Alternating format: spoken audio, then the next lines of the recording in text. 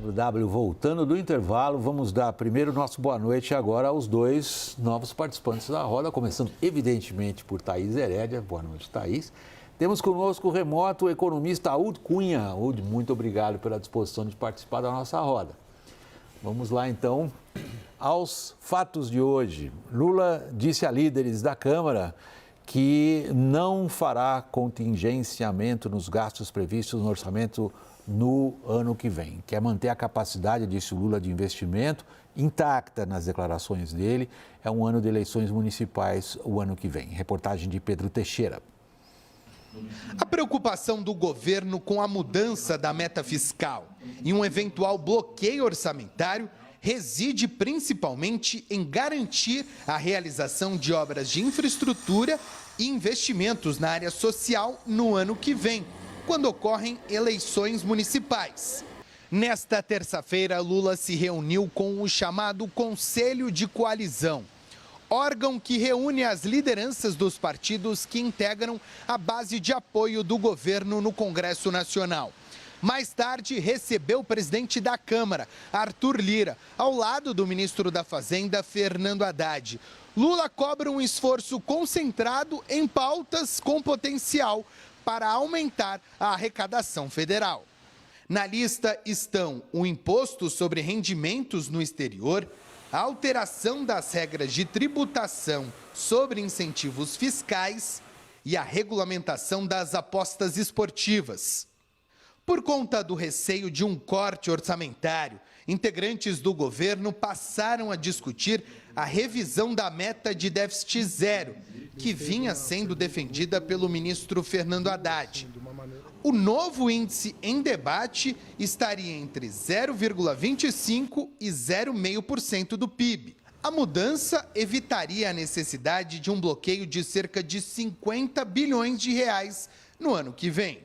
Após a reunião, o ministro das Relações Institucionais, Alexandre Padilha, disse que o governo não discute no momento o envio de uma mensagem ao parlamento prevendo qualquer mudança na meta de déficit. Não faz nem sentido a gente fazer qualquer discussão sobre meta fiscal antes de concentrarmos o nosso trabalho nas medidas que garantem a ampliação da arrecadação. Desde outubro, eu tenho dito que esse governo vai continuar perseguindo o esforço de ter aquilo que já encaminhou para a LDO, que é o déficit zero no país. A meta de déficit pode ser alterada por iniciativa do governo até a votação do parecer preliminar da Lei de Diretrizes Orçamentárias, pela Comissão Mista de Orçamento, ainda sem data certa para ocorrer. Depois disso, essa mudança só pode ser feita por iniciativa de parlamentares.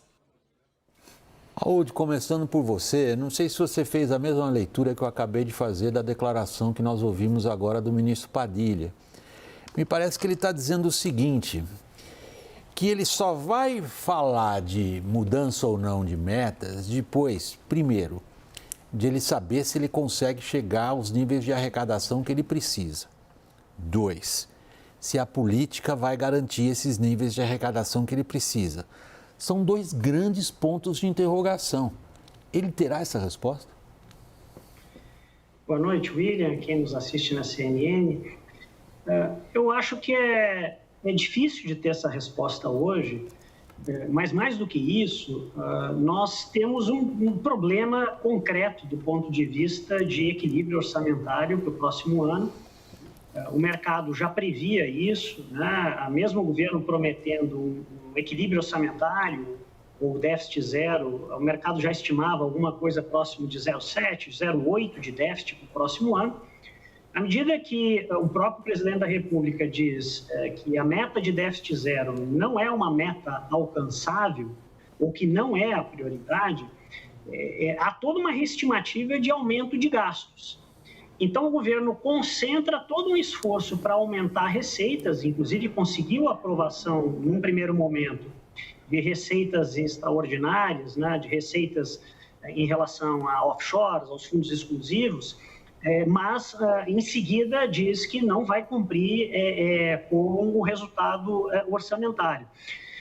Então, o que isso significa? Significa, de uma maneira geral, que o modelo que está sendo defendido é um modelo onde você cumpre com a promessa de aumento de gastos, você procura fazer um esforço para aumentar a arrecadação, mas você não tem um compromisso com o equilíbrio fiscal prometido. E vale lembrar, o país vem já há 10 anos com déficit primário, ou seja, ele gasta mais do que arrecada, independente da conta de juros. Evidentemente que isso tem uma consequência, né? De uma preocupação maior no mercado, não é com o mercado, mas é o fato de que as taxas de juros sobem e mesmo a perspectiva de que o governo vai conseguir ou não cumprir com aquilo que ele está prometendo. Se antes ele prometia um equilíbrio e um déficit zero, agora ele está falando talvez alguma coisa como 0,5% de déficit, por que é meio e não é 0,7 ou não é 1 ou mais do que isso? Então tem um tema de credibilidade fiscal que é muito sério nesse momento, na minha opinião. Thaís, o Audi nos jogou, assim, como análise, para o aspecto mais abrangente do desafio que nós estamos enfrentando.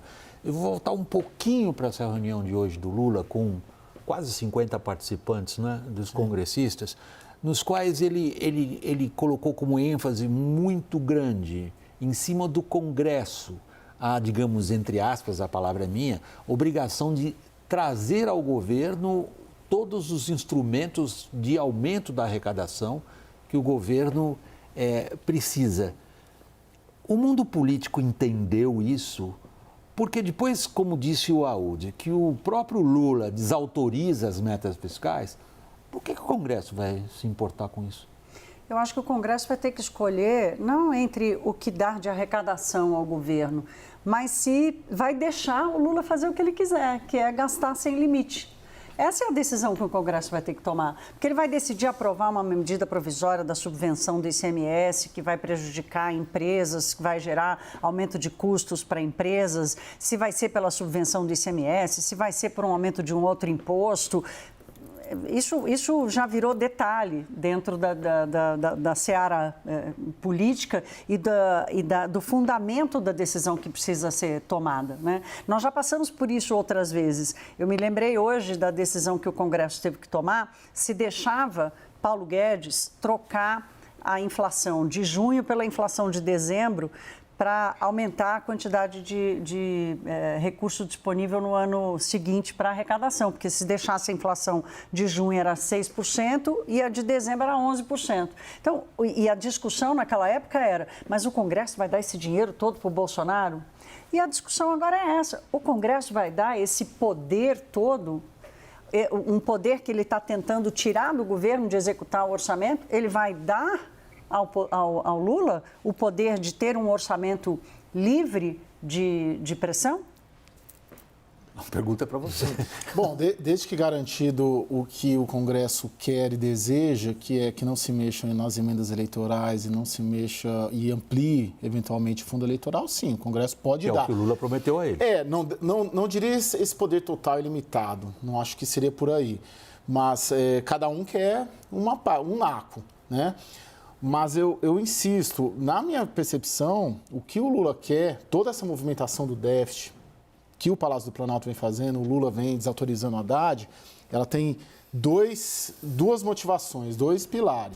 Um pilar no campo da sustentabilidade política congressual, do Congresso Nacional, tendo em vista que o Lula foi eleito com 2% de diferença, tendo em vista que a oposição bolsonarista vem crescendo no Senado, tendo em vista que as pesquisas mais recentes de popularidade, a última da semana passada, indica um aumento na reprovação do governo, ou seja, ele precisa do Congresso para a coisa não desandar, e a outra do ponto de vista de política eleitoral. Ele precisa pôr dinheiro na rua e dar dinheiro para o Congresso, repassar as suas bases eleitorais municipais para eleger um grande número de prefeitos, para não perder essa base. Então, a decisão do Lula de romper, vamos dizer, a meta do Haddad, ela é estritamente política, para lhe garantir sustentação política e para não perder essa base eleitoral do Congresso. Porque tem a questão das emendas também, né? Acho que eu posso passar para a UD, William, se quiser, a questão das emendas. Os parlamentares não querem perder as emendas, mas quando eu falo de transferir esse poder, não estou falando de 2024, eu estou falando de um governo que vai poder gastar sem limites e que, ao mesmo tempo, de duas uma, ou aumenta a popularidade porque o dinheiro vai chegar na praça, e essa popularidade vai durar até quando? Porque o aumento de gastos sem limite vai gerar inflação, juro, aquela contenda toda que a gente Olha, eu só acho interessante comparar com 2003, porque em 2003, quando o governo Lula 1 apertou, ele tinha saído de uma eleição com 15, 20 pontos de diferença. Não dá para fazer essa comparação. Assim, Deixa eu colocar o áudio. Você tinha uma margem de 20 pontos de diferença. Você tinha uma oposição, na época, o PSDB enfraquecida. Sim, desse ponto de vista. Né? Então, era mais fácil você segurar. Agora, não dá. Eu estou falando sobre o ponto de vista, sem fazer julgamento se você está certo ou se está errado. Por favor. Aúde, por favor, Aúde. Eu acho que é uma boa provocação da Thaís, né? Evidentemente que tem um componente político muito forte, mas se a gente for olhar lá para trás, primeiro assim, eu acho que essa janela de 2003 a 2010 foi uma janela muito específica, né, do cenário mundial e mesmo para o Brasil. China crescendo a 12%, né, não é 3 ou 4, era 12%, boom de commodities. Brasil cresceu a 3,5%, 4%. O primeiro e segundo governo Lula se acostumaram com esse ritmo de crescimento por várias condições também internacionais, né?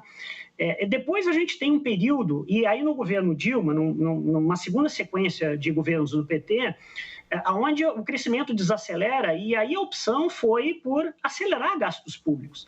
A gente sabe o que aconteceu com isso, sem um compromisso com metas fiscais claras. Nós tivemos em 2015 e 2016 a maior recessão em 7 décadas de história documentada. Então, assim, eu acho que é preciso aprender um pouco com isso. Não é agora do governo Lula, desde 2012 o Brasil tem déficit primário, gasta mais do que arrecada. A carga tributária no Brasil já é uma carga tributária alta para o nível de renda per capita, de 34%. Está se fazendo uma discussão muito difícil no Congresso Nacional para melhorar o sistema tributário. E no meio disso, você está dizendo duas coisas, você está passando uma mensagem para a sociedade de duas coisas. Você precisa aumentar a receita de um lado e você precisa gastar mais. E, além disso, aumentar a arrecadação e gastar mais vai significar que você não vai cumprir com o mínimo de equilíbrio fiscal que foi prometido há um ano atrás. O Brasil já teve regras fiscais, como a Lei de Responsabilidade Fiscal, que foi difícil, durou alguns anos, segurou muito tempo algum nível de responsabilidade fiscal, depois não conseguiu mais ser cumprida. Aí veio o teto de gastos, que durou alguns anos, não conseguiu ser cumprida. Agora, um novo governo promete uma nova regra fiscal, o arcabouço fiscal, e diz explicitamente pelo presidente da República que no primeiro ano ela não vai ser cumprida. Eu acho que tem um custo muito alto de credibilidade para o governo nesse sentido. Aúde, quem está nos acompanhando provavelmente está fazendo a seguinte pergunta a partir da sua expressão usada há instantes atrás, quando você descreveu o governo Dilma, quando você disse não havia compromissos com metas fiscais. Qualquer pessoa nos ouvindo agora vai dizer o seguinte: Aúde, você está nos dizendo que estão repetindo a mesma coisa? Eu acho que ainda não dá para dizer na mesma intensidade, né? O tamanho da reversão, da expansão fiscal que foi feita usando BNDES, enfim, créditos de diferentes naturezas, foi, acho que, muito intensa ali começando, né, em final de 2014, 15, 16, e com as consequências que nós vimos em relação ao aumento de inflação, aumento de taxa de juros. Mas eu acho que a gente deve aprender com a história, né? A gente deve aprender com a história. O próprio primeiro governo Lula, ali no início de 2003, fez reforma de previdência, mudou a meta de superávit primário, foi aumentada em relação ao segundo governo Fernando Henrique Cardoso. Teve um período de responsabilidade fiscal, reformas, que eu acho que deram bons frutos para o próprio governo Lula. A experiência do governo Dilma, acho que foi uma experiência ruim, do ponto de vista macroeconômico, e todos concordam. Então, assim, como sociedade, como país, a gente precisa aprender um pouco com essa história. Então, há limites para se imaginar que o gasto público resolve todos os problemas de um país. E eu acho que é esse momento que a gente precisa tratar com bastante responsabilidade. Não é só o governo, é o Congresso também. Pode parecer pouca coisa, não é déficit zero, vai ser 0,5%, mas começa assim, 0, meio, 1, 1,5%. A gente precisa entender que não há gasto público que possa ser feito sem um mínimo de cobertura de receitas e sem um mínimo de responsabilidade fiscal, não tendo custo em termos de aumento de juros, de retração econômica. Ao final dessa história, não é boa se a gente vai por esse caminho. É isso?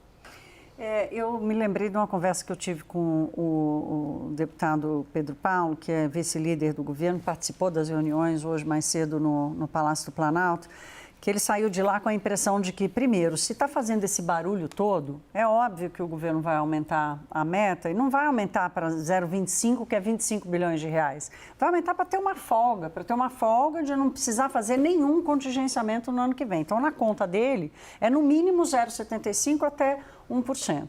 E aí ele me disse uma coisa que também me remete ao governo Dilma, você vai se lembrar disso, que ele disse assim, aquela impressão de que esse é um governo, né, é uma mentalidade, vamos dizer assim, de gestão da política econômica, em que tudo bem ter um déficitzinho, tudo bem ter uma inflaçãozinha, desde que o país cresça, desde que eu consiga fazer o que eu quero. Então, é a tolerância da convivência com o desequilíbrio que eu acho que está em jogo aqui. Agora, uma coisa é a tolerância do PT para um déficitzinho, para uma inflaçãozinha. Qual é a tolerância do Brasil, depois de crises seguidas de 2014 para cá, de continuar tendo... Devo só fazer o seguinte, qual é a tolerância, em primeiro lugar, do Congresso em relação a isso? Também, a gente estava colocando aqui. Posso passar a palavra para você logo depois do intervalo, Sim, Caio? claro. A pergunta vai ser essa, em relação à provocação, tanto que a UD quanto a Thaís fazem, diz assim, a gente aprendeu das lições do passado? Qual é a tolerância em relação a isso? Qual é a tolerância dessa facção, não, porque aí fica desse segmento político, vamos dizer assim. Alguns vão dizer a facção mesmo. Não, eu vou usar a palavra segmento. A gente volta daqui a pouco do intervalo. Até já.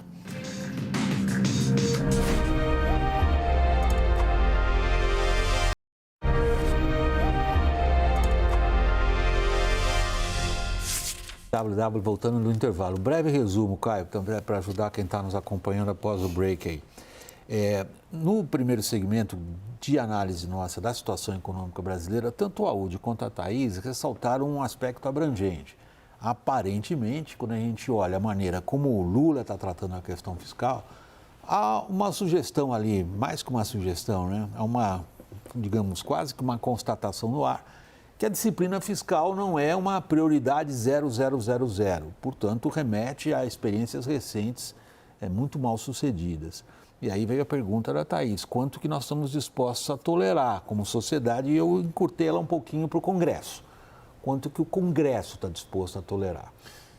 O Congresso está disposto a tolerar dentro de uma perspectiva de uma eleição municipal que acontece daqui a um ano e a gente, de alguma maneira, a gente tem que pôr a engrenagem da política nesse debate de equilíbrio fiscal, sem fazer justificativas, se está certo ou se está errado. O relógio da política, o relógio dos caras que estavam hoje lá com o Lula no Palácio do Planalto, os mais de 50, uma lista enorme, presidentes de partido, lideranças partidárias, é o relógio da eleição municipal do ano que vem. Então, nessa engrenagem, e aí tem um consenso na política do Congresso, com o Palácio do Planalto, de que vale no curto prazo, e o curto prazo um ano, até a eleição municipal, daqui a um ano, outubro do ano que vem, correr um risco fiscal com, como a Thaís coloca, uma inflaçãozinha ou um déficitzinho, vale esse risco desde que haja recurso suficiente para que as bases eleitorais sejam irrigadas, para que prefeitos alinhados aos deputados federais e estaduais sejam abastecidos com recursos e tenham um potencial maior para se reelegerem ou se reelegerem. Vale, o risco político vale o risco fiscal. É isso que está na cabeça da política. Aúde, o que essa análise do repórter político diz ao economista? Olha, todo bom economista tem que fazer uma análise de economia política, né, da macroeconomia. Eu acho que o Caio tem total razão no que ele está falando. Eu acho que esse é o racional da política. Mas é claro, que como economista, a gente precisa olhar um pouco para qual é a consequência disso, né? Não só no próximo ano eleitoral. Vamos lá, vamos voltar de novo a 2014. Era um ano eleitoral, o governo acelerou gastos, teve crescimento de linhas de crédito, BNDES, ganhou a eleição. Nós sabemos o que aconteceu em 2015 e 2016, em termos de inflação, taxa de juros, e não só isso, né? crescimento econômico negativo, né? Menos 7% de PIB acumulado, maior queda de PIB. Eu não estou dizendo que as coisas estão acontecendo nesta magnitude agora, mas elas começam a acontecer nessa direção. Só um pouquinho mais de déficit, só um pouquinho mais de gasto.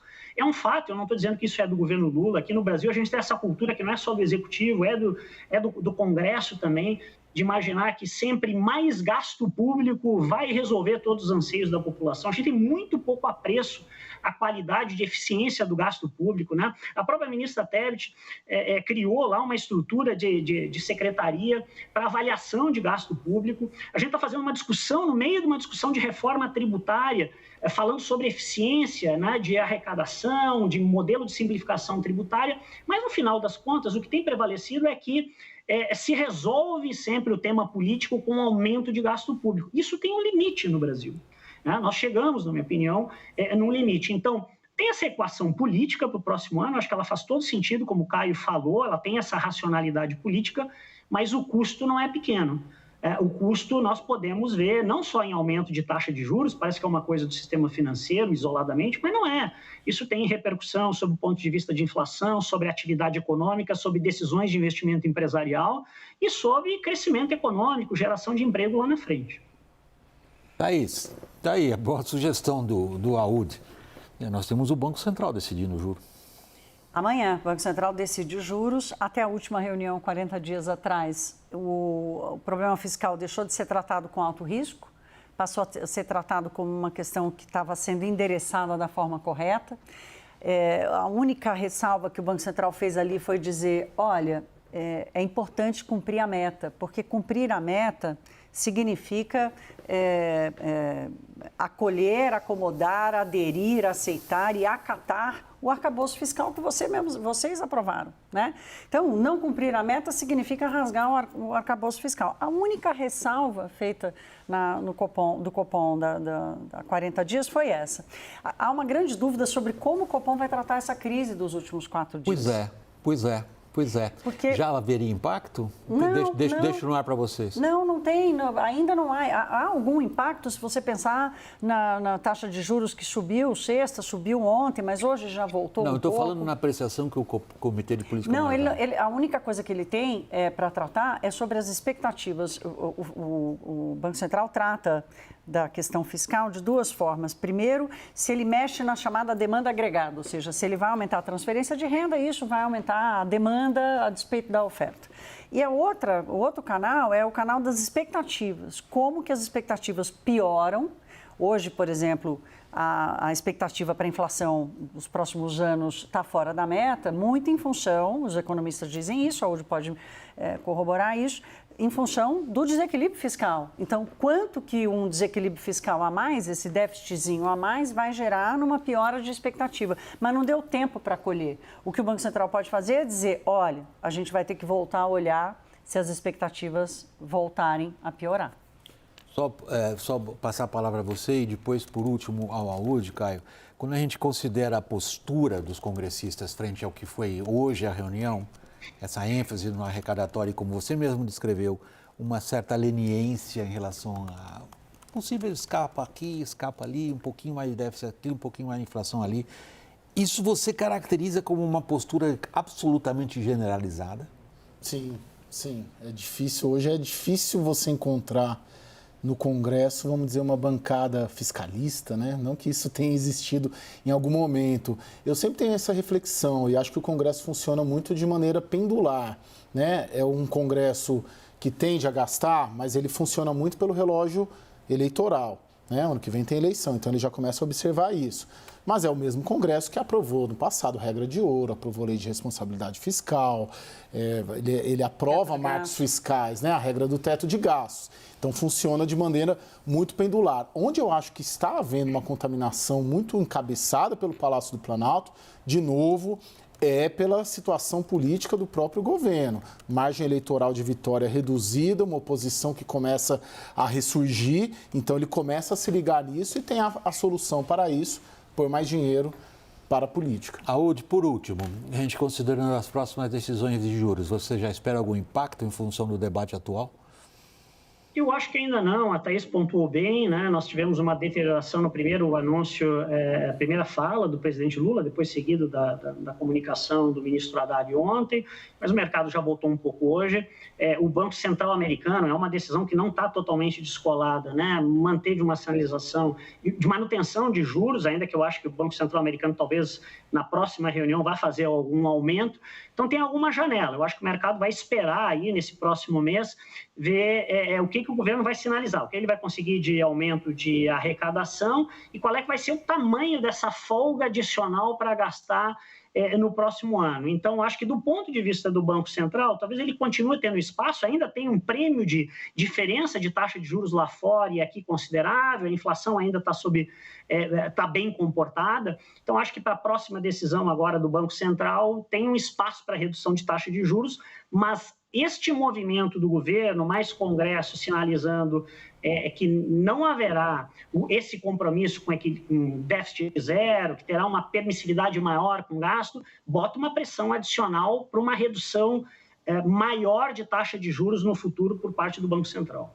Audi Cunha, economista, nosso muito obrigado pela participação aqui no WW. Boa noite para você, Audi.